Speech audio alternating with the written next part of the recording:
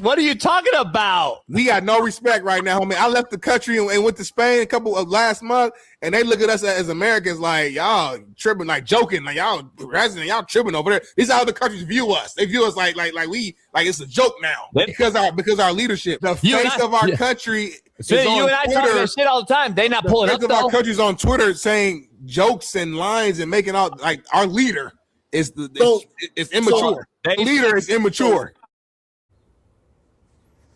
Book of Ecclesiastes, the 10th chapter, verse 16. Woe to thee, O land, when thy king is a child, and thy princes eat in the morning. Shalom, shalom. I want to start by giving all glory, honor, and thanks to the Heavenly Father, Yahweh, and his only begotten Son, Yahweh Shai, for this wisdom and knowledge. Kol halayim la, Yahweh Bahasham, Yahweh Shai, Bahasham Kodash, as well as a respectful double honors upon to the apostles and elders of GMS, the many various men and camps of Great Millstone, whom I've learned and continue to learn this truth under. I'm the brother Allah Yahweh. Lord willing, this be edifying. I'll just title it Ecclesiastes 10 verse 16. And as you see, let me go back to this. This is a podcast I might pop in on the plantation every now and then. Just a sports podcast, but it's the Coach JB show. Guy all the way on the left used to have a Netflix show called Last Chance U, former college football coach. In the middle is Sean King, former NFL Tampa Bay Buccaneers quarterback. And then on the right, he goes by the name of Big Smitty, named Darnell Smith. Used to be an employee on Fox Sports Network.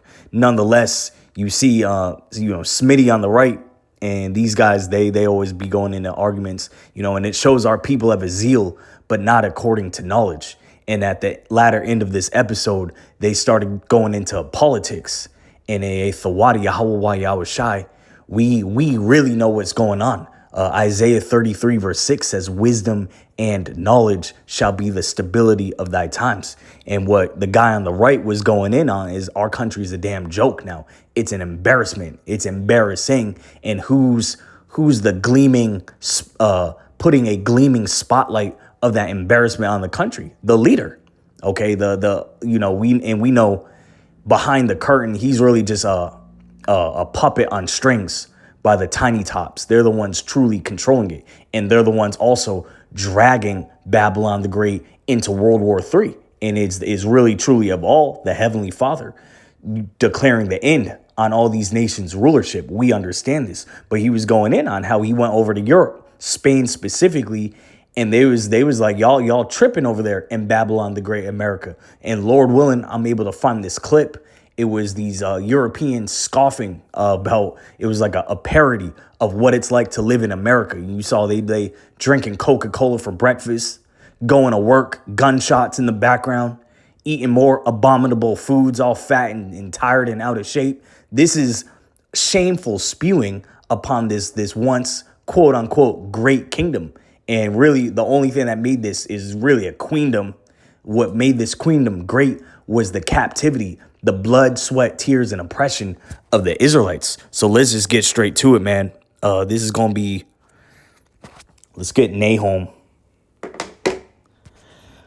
I'll rifle through this. And once again, Lord willing, this be edifying. Been getting this out about at least once a week this year. Nahum 3, verse 5. This is what's happening. Behold, I am against thee, saith the Lord of hosts, and I will discover thy skirts upon thy face, and I will show the nations thy nakedness, and the kingdoms thy shame. That's what's going on, man. All these nations is looking at America for the nasty, disease-filled prostitute that it really is. And these nations used to lie in bed with this whore, and they done caught that disease too. They done caught a lot of these diseases too. That's why we know, according to prophecy, Revelation 11 verse 14 says, the second woe is past, and behold, the third woe cometh quickly, talking about World War II and World War III. In World War III, America is going to get absolutely annihilated by thermonuclear ICBM missiles. All these nations with nuclear capabilities is going to aim their arrows, aim the missiles at this place, according to prophecy. Let's get another one on this place is being shamed. It used to be the Lady of Kingdoms. It used to sit at the top, but now everyone's seeing this place for the true abomination that it is. And you shout out Donald Trump. He's doing a great job at exposing these devils for who they are. That Edomite pride, that man of sin being revealed pursuant to 2 Thessalonians 2 verse 3. That's how we know this man's end is coming. It's nigh. Habakkuk 2 verse 16. Thou art filled with shame for glory. Drink thou also, and let thy foreskin be uncovered. The cup of the Lord's right hand shall be turned unto thee, and shameful spewing shall be on thy glory. That's what's happening. Everything America used to rejoice. They have when I was growing up in the schools, Columbus Day. Now they got to switch that up and turn it into Indigenous Day also. They got, a lot of these slavery exhibits Trump is trying to tear down and erase. No. Kick dirt over that. Because all that glory, a lot of these statues of these Edomites sitting on a horse. I believe it might say that in Ecclesiastes, the 10th chapter as well. A lot of these statues of Esau conquering our people, so-called Native Americans, so-called, Negroes. He's sitting on his high horse. Here it is. This is Ecclesiastes 10 verse 6. Folly is set in great dignity, and the rich sit in low place. Who's the rich? The Israelites. We are Baruch 3 verse 8. Yet this day in our captivity, we are in a low and sunken place, as well as Deuteronomy 28 verse 43. The stranger that is within thee shall come up above thee very high, and thou shalt come down very low. These Edomites have risen very high up above the children of Israel, and we've come down very low. Not only that, you got the rest of these heathen nations in confederacy with Esau, Edom. Speaks on that in Psalms, the 83rd chapter, and we've come down very low. Verse 7, I have seen servants upon horses and princes walking as servants upon the earth. That's what you see. I was in the drive from Las Vegas to Phoenix, Arizona. There's a small little town. It's not Kingman. I'm drawing a blank on what it's called, but I did several videos on it, and you see nothing but Edomite statues of them on their high horse. And then you'll see Gad right next to them sitting and walking. We literally are seeing and living this. Esau and horses represent power. Esau's in his power. He's also that red horse that was sent to take peace from the earth. I believe that might be the book of Revelation. Don't want to speak out of turn. Let me see.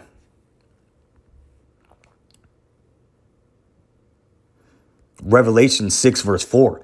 And there went out another horse that was red, and power was given to him that sat thereon to take peace from the earth, and that they should kill one another.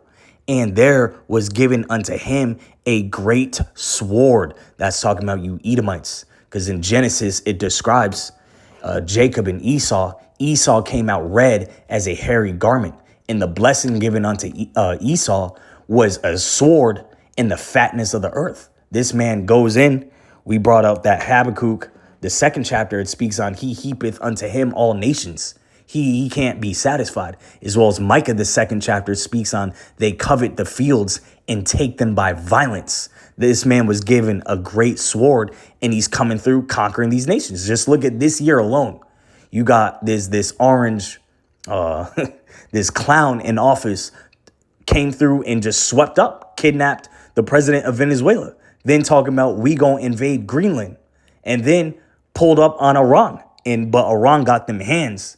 And Esau, he's not used to these other nations bucking up against him, because for so long he's been the only one with that sword. But he's not the only one, and that sword represents power. Let's get this in the book of Daniel, because these Babylonians, Babylon the Great America, out of all the nations, out of all the kingdoms, did the most. It done did the most, and it filled it with pride. Daniel, the 7th chapter, verse 20. And of the 10 horns that were in his head, and of the other which came up, and before whom 3 fell, even of that horn that had eyes and a mouth that spake very great things, whose look was more stout than his fellows. Whose look was more stout than his fellows. That's talking about Babylon the Great America. The 10 horns, which would make up the modern day EU, NATO, the European Union. Those are the 10 horns. And then the whore, that the 10 horns that make up the beast, the whore that sits upon that beast with that cup of abominations and the blood of the Israelites is Babylon the Great America. And its look is more stout than the rest of these European Edomite countries. And it says 3 before them fell. That would represent the British Empire, the French Empire, and the Spanish Empire. And let me play this clip again. What'd he say about when he went over to Spain? What are you talking about? We got no respect right now, homie. I left the country and went to Spain a couple of last month, and they look at us as Americans like y'all tripping, like joking, like y'all resident, y'all tripping over there. These are how the countries view us. They view us like it's a joke now because our leadership, the face of our country. So you and I talk that shit all the time. They not pulling up. The face of our country's on Twitter saying jokes and lines and making out like our leader is it's immature. The leader is immature. You just kept saying it. Our leader is immature, and everyone can see it. And really, Esau is divided amongst himself. A nation, a kingdom divided against itself shall not stand. We seen the fall of the Edomites. When us as Israelites, we done got divided and we got conquered. As the saying goes, united we stand, divided we fall. And we done fell. That's what's now happening to you Edomites. Y'all all against each other. You got Babylon the Great America against Russia, Russia against Ukraine. And now you're seeing parts of that beast, the horns that make up the beast are turning on Babylon the Great America. This is beautiful to see. And this place ain't looked at. It can't walk around with that stout, proud look. You can just picture Trump with that look he be making with his lips poked out, looking head all high, all proud. These nations are seeing this place for what it is. And this place is decaying rapidly, morally, spiritually, physically, financially, and everyone can see it.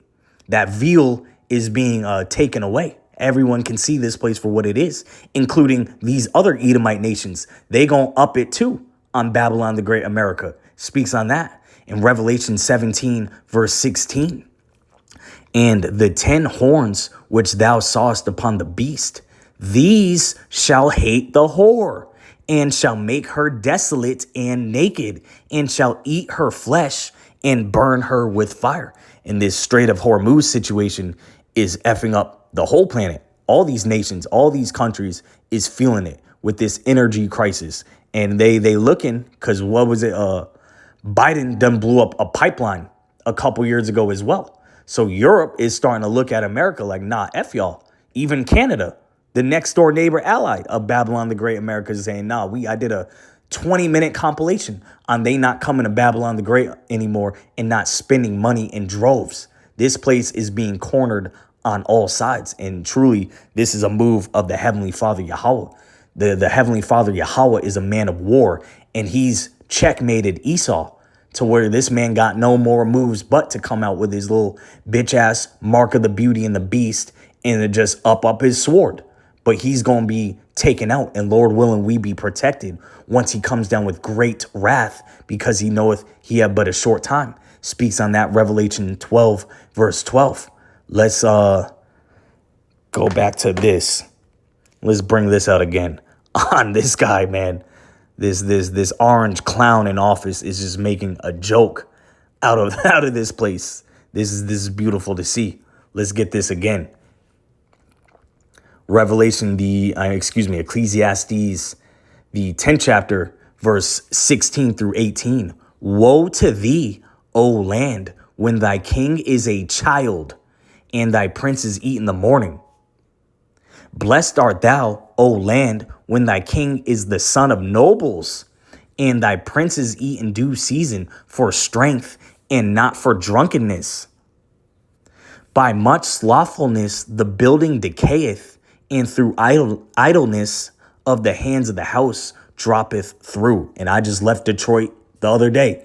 You go to downtown Detroit, you go to midtown Detroit, it looks blossoming and booming. See all types of commerce and businesses. The new Hudson Tower overlooking the river into Canada. It looks nice. You go immediately outside of that into the real inner city outskirts of Detroit, and you see nothing but decay. You got whole blocks just rotting away. Look like a damn bomb went off. That's happening to Babylon the Great America. All these cities. You go to downtown Toledo here. You got, at least downtown Detroit is blossoming, is one of major cities. Downtown Toledo, you got 18-story high-rise buildings all completely boarded up. Ain't no restaurants, ain't no storefronts, ain't really no high-rise, mid-rise condos and living. It shows you this place is collapsing, is decaying, it's rotting. Speaks on that in Isaiah the 14th chapter. And Donald Trump is a gleaming example of pride before destruction. Let's get that in the book of Galatians. We seen this, the destruction is imminent. Oh, Salakia. Book of Galatians 6 verse 7. Be not deceived. Yahweh is not mocked. For whatsoever a man soweth, that shall he also reap. Esau, Edom, reap nothing but bloodshed, robbery, torture, theft, lies upon the whole world, but in particular, the children of Israel. And he gonna have to ultimately pay that price. Let's close off on this. Isaiah 47, and it's titled Prediction of Babylon's Fall in the New Living Translation. I'm gonna get verse 1 and then jump down. Come down, virgin daughter of Babylon, and sit in the dust, for your days of sitting on a throne have ended, O daughter of Babylonia. Never again will you be the lovely princess, tender and delicate. And that's what's happening. Pretty soon, these nations, that virgin daughter of Babylon about to get her cherry pop, because this place ain't never really been attacked on its homeland. That BS that they did 25 years ago almost, and which would be September of this year. That was an inside move, a false what. Got to be careful. Continuing. Verse 5. O beautiful Babylon, sit now in darkness and silence. Never again will you be known as the queen of kingdoms. For I was angry with my chosen people and punished them by letting them fall into your hands. But you, Babylon, showed them no mercy. You oppressed even the elderly. Talking about what Esau, Edom did to Jacob, so-called blacks, Hispanics, Native Americans. In Deuteronomy 28, it speaks on a nation of fierce countenance that would not regard old nor young. This man had our people in the fields till the time they could walk, till the time that they were elderly and died in the damn field. And he's still oppressing the elderly to this day. You got 70-year-old grandmothers working security jobs. I be seeing that all the time. And that's his own people now. He don't give a damn about his people. How much more of a hatred is he going to show against our people? Because the scriptures say in the book of Ezekiel, I believe 35, this man has had a perpetual hatred against the children of Israel. And the Lord is going to judge this man. And we seen it happen. Continuing verse 7. You said, I will reign forever as queen of the world. And that's this guy Trump's mentality. I'm going to be a boss forever. But he's about to get clapped down. He's about to get chopped down to size. You did not reflect on your actions or think about their consequences. Listen to this, you pleasure-loving kingdom, living at ease and feeling secure. You say, I am the only one and there is no other. I will never be a widow or lose my children. Well, both these things will come upon you in a moment. Widowhood and the loss of your children. Yes, these calamities will come upon you despite all your witchcraft and magic. And the scriptures speak on Babylon the Great America. I believe that's this in the KJV version of, made all the nations drunk with its wine and its philosophies. Let me pause that.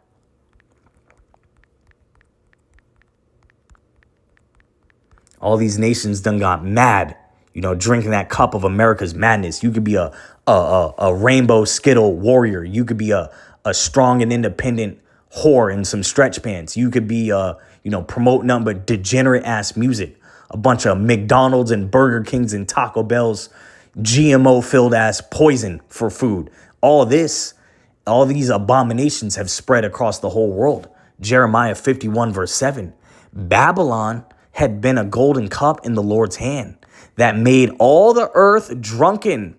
The nations have drunken of her wine. Therefore, the nations are mad. And that mad really means crazy. And that wine is her philosophies. All of Esau's philosophies, chiefly here in his power seat, America, have made the whole world go crazy. And now they gon' want some revenge. Verse 10, you felt secure in your wickedness. In the scriptures speak, the knowledge of wickedness is not wisdom.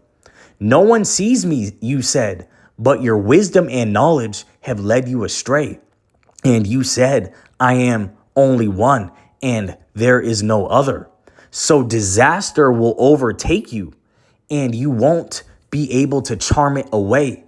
Calamity will fall upon you, and you won't be able to buy your way out.